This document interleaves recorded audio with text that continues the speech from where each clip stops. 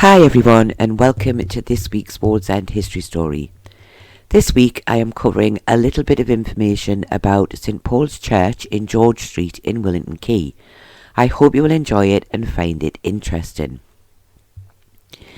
At the time the church was built, the area was known as Howdon Pans. So just to add to this story, I thought I would include a tiny little bit of information about that. In 1848 it was described as follows. Howdon Pans was on the north bank of the River Tyne and had around 1,296 inhabitants.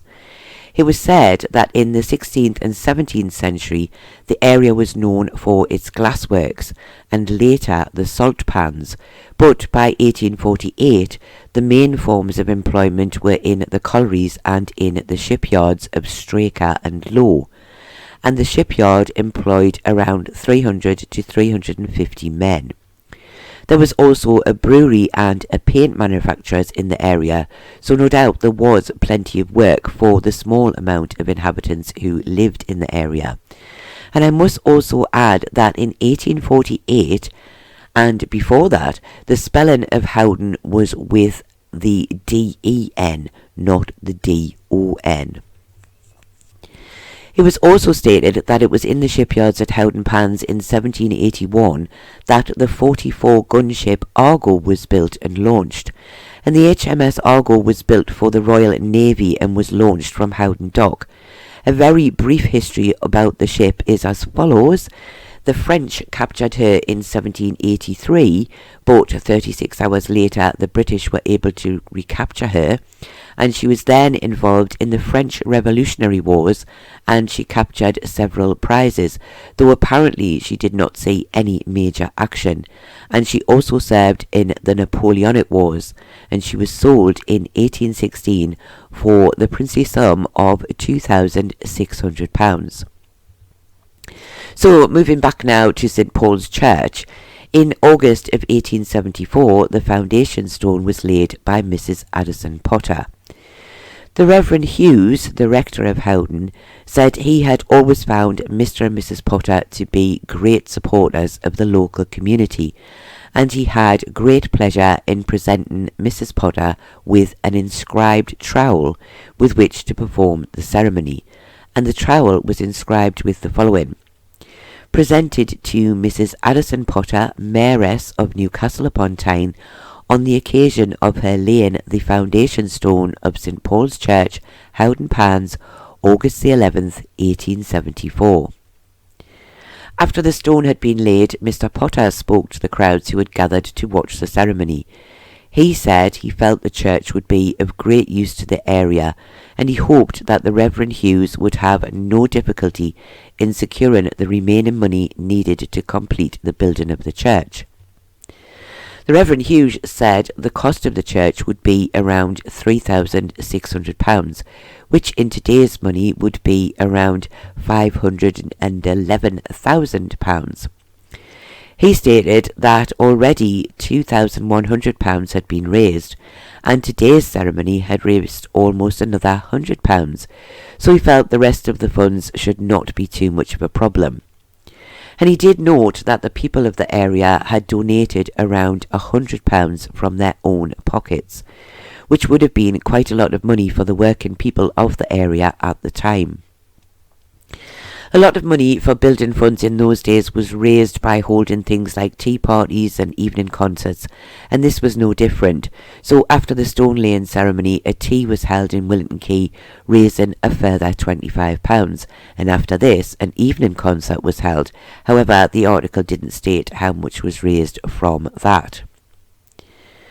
And building work for churches in the 1800s and before that was often quite slow, as it would always depend on funds raised to pay for the work, so it would not be until February of 1876 that the church would be consecrated.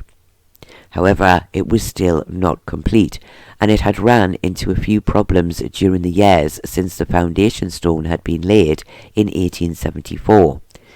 costs had risen a little, and also some of the money promised to the church had not materialised, leaving them with slightly more debt than they had hoped, and also meant that they were unable to build the chancel. But they did have plans to build this once the debt was paid off and further funds had been raised. It was stated at the consecration ceremony that prior to the church being built, services had been held in what was called the Iron Church. It was said that this quickly became too small as the congregation grew, and the idea of a new church had been discussed. However, at first this was put on hold due to the costs to build. But the members and friends of the church began fundraising, and eventually enough had been raised to go ahead. And I wasn't able to find out much information about the old Iron Church, so if anyone listening knows anything about the Iron Church, do please let me know. I do know that after the church was built, it was sometime after the church was built, the Iron Church was sold to raise funds to go towards more building work on the new St. Paul's Church. Aside from the building of the chancel, there was other work still to be done, such as building a wall around the church itself, but it was hoped that this would be something that would be done quite quickly. And before the service, thanks were given to those responsible for the work so far. And the architects had been Austin and Johnson of Newcastle, and there was quite a list of people that were included in the mentions, such as the masonry work had been done by Mr. John Beatty of Willington Quay, joinery work had been done by the late Mr. Howard of Newcastle, the slater was Mr. Hasty of Newcastle, the plumbers were Charlton and Son of Newcastle, the glaziers and the painters were Robson and Son of Bladen, and finally the plastering work had been done by W.B. Wilkinson and Company of Newcastle.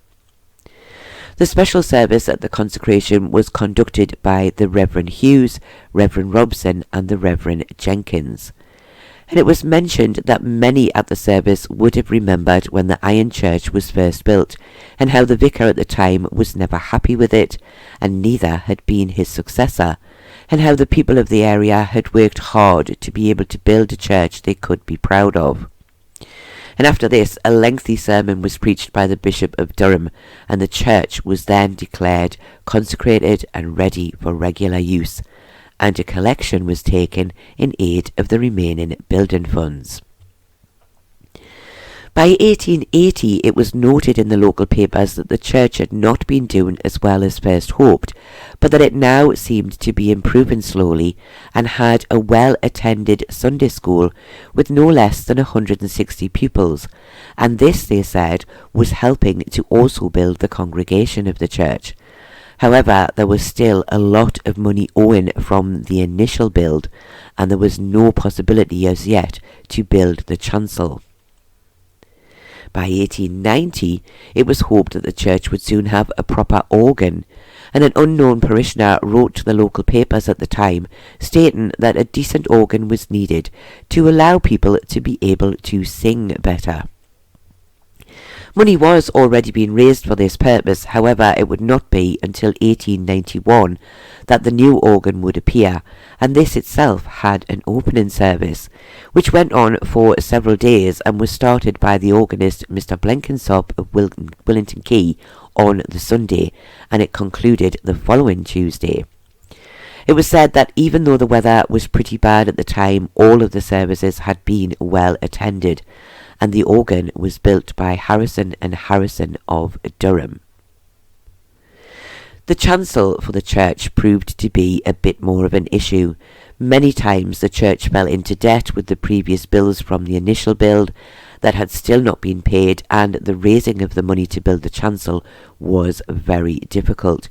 But finally, in May of 1923, the foundation stone was laid by Sir J.B. Hunter. It was said it, along with some other additions to the church, were to be built in memory of the parishioners who had lost their lives in World War I. The architects on this occasion were Marshall and Tweedy of Newcastle, and the builders were Benjamin Peel Limited of North Shields, and it was hoped that the chancel, although a much later addition to the church, would blend in with the initial appearance of the church, which I think you can see from the photos it does really quite do this. As was often the case, Mr. Hunter was presented with a silver trowel as a memento of the stone laying, and I must admit that Mr. Hunter must have had quite a large collection of trowels and keys from all the buildings that he laid foundation stones for or performed the opening ceremonies for. Mr. Hunter did make mention at the stone laying for St. Paul's that it upset him greatly that the town of Wallsend was yet to build its own memorial for the fallen of World War I, but of course this would soon be rectified when the Holy Cross War Memorial was built in 1925. The cost of the new chancel, vestries and organ chamber was to be around £3,000, and it was felt it would be a huge improvement for this very well-used church, and it would also add a further 200 seats to the capacity, allowing even more people to attend in comfort. Unlike the initial building of St. Paul's, the new additions were built much more quickly, and by November of 1923 the consecration of the new additions took place, and it was stated that a huge crowd turned out to see the Bishop of Newcastle perform the service. It was noted that the cost of the building work had mostly been raised from the people of the area, who, it was said, had responded well to the appeal for money.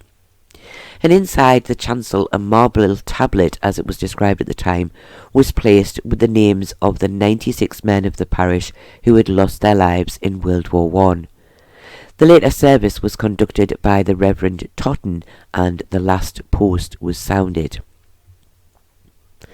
The church was used for many years after this date, and it is still standing today. However, it is no longer used for the purpose it was originally built for.